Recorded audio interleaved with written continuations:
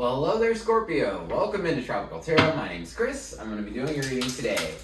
If you are new, welcome in. Thank you so much for giving me a shot. I know there's a lot of people to watch out there, so thank you so much. This is what I love to do, and you guys are giving me the opportunity to do it, so thank you very much.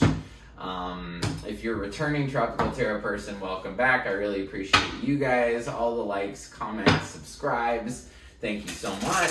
If you're a returning Tropical Tarot person, if you could just go ahead and like this video now, I think that it helps make the videos fly a little bit more. So if you could do that for me, I really appreciate it. This is a video. Yes, it is a video. This is a reading for Scorpio for May week 1. This is the 2nd through the 8th. We're going to focus on the past, the present, and your future and see where you're going. So, in the past, you had poise, your current situation is peace, and you have co-create in the future, which is very cool. I love that card. In the past, you have the King of Wands, the 8 of Wands, and the World. Your current situation is 10 of Cups, the Sun, and the Devil. Oof. In the future, 10 of Pentacles, 2 of Pentacles, High Priestess. Overall energy for the reading is the 6 of Pentacles. It's about give and take. It's about give and take. So, in the past, you have the King of Wands. King of Wands is somebody that is very passionate. He's all about just do it. Like, just go out there and make it happen, get it done, whatever it is. So, I feel like in the past, you had a real desire to get something completed. And boy, did it get completed. It rolled in like a freight train. 8 of Wands. And that's what I mean. These are wands just flying through the sky, and they are flying. They're going super duper fast. And this guy on the motorcycle is just like, wow, that is some heavy communication coming in. So I feel like you definitely had a thing that you wanted to get done. And then suddenly, whoosh, it all came in, and it remember when I said wanted to get something done? This is the World. This is completion. This is the endings and new beginnings of cycles. This is a naked lady on a card. The reason she's naked is because she's new, like a baby. So, like I said, endings and new beginnings. You wanted something to come to completion, and it did. So that's a pretty fantastic message. In the past, sometime before the 2nd of May, you were poised. You were poised for this new thing. You were just ready for it to kind of come. You knew it was going to happen, and it did.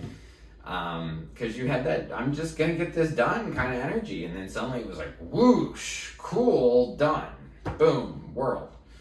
So, current situation, this is May week 1, 2nd through the 8th, 10 of Cups, Sun, Devil. So, 10 of Cups by itself, wish fulfillment, like complete wish fulfillment with your family, with your friends, everybody's in this card, right? So there's, the parents and the kids. Cups signify love in tarot, and this is the biggest one. So this encompasses all of love. This doesn't just mean like, hey, you and me love each other. This means like I'm coming into my own with my family, with my friends, with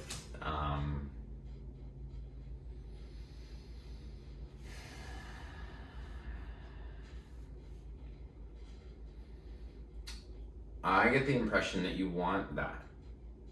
That you want that 10 of Cups. You want that ultimate in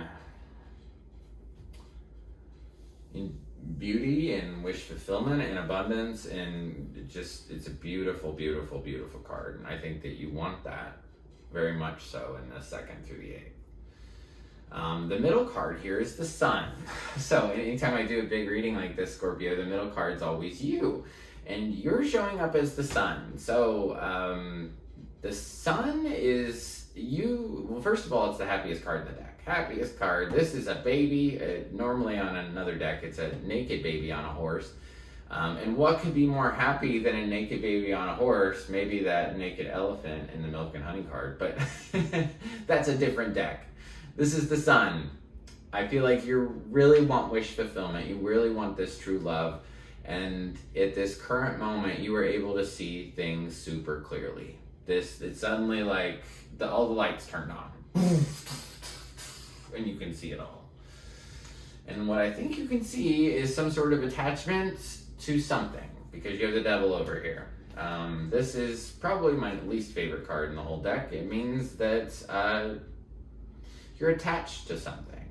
And when it comes up, I always say, what are you attached to? And the reason I say, what are you attached to, is because these two people have chains on their necks.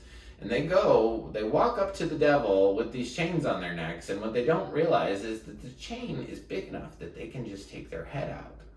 So another thing that I say when this card comes up is that this is something that you're attached to, that you got yourself into, and you can get yourself out of. So I'd really like to clarify the devil to understand, what is this toxic thing? What is this devil card? Ooh, it's about the endings and new beginnings, because the world came out again. All right, clarify the devil for me in the current situation for Scorpio, please. Page of Swords, Queen of Wands, burdens.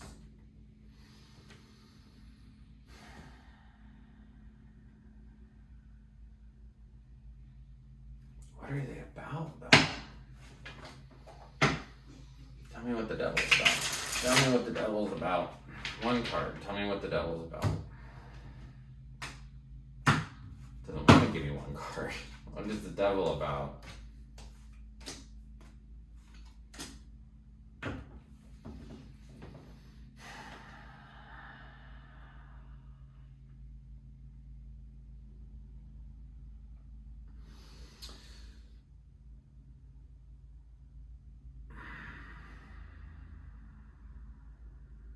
It's one of two things. So King of Wands is here too. So it could be divine counterparts, and that you clearly see that this person gives you burdens. Or it's like every time you want to complete something, you can't. You keep saying, I can't. This toxic thing has to do with, well, obviously you holding the weight of the world on your shoulders. You feel like you have to hold the weight of the world on your shoulders.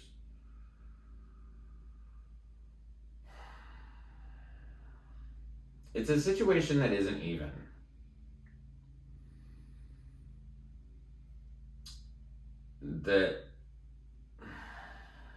The story keeps going. So, like, it's almost like I'm not supposed to focus on this devil card. Whatever it is, you see it, you get it, you're going to understand it the moment you see it.